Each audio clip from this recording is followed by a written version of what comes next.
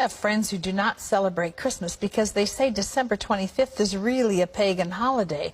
While I agree that Jesus may not have been born on December 25th, he certainly was born as described in the Bible. How do I respond to them? Well, in a sense, tell them they're right. Tell them they're right. You see, the winter solstice a couple of days later was the shortest day of the year, and the pagans had something called Saturnalia.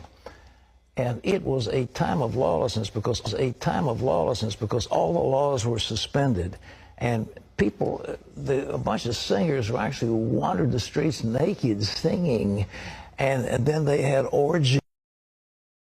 It was a mass thing. Well, when the Catholic Church came along in Italy, the Romans and others didn't want to give up their holidays, so they said, okay, we'll Christianize it. And so they said, okay, we'll say the birth of Jesus was the 25th of December.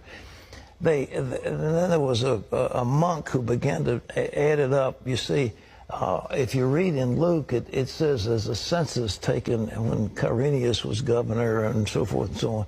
And they could take those leaders and figure the exact time dating from the foundation of Rome.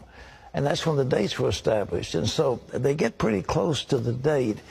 But to say it's the 25th, shepherds were out abiding in the field. It gets a little cold at night. I mean, were they out there in the middle of winter? You know, I don't know. I've been out there on the shepherd's field on Christmas Eve. It's very nice. But it's cold. And nevertheless, I mean, what was going on?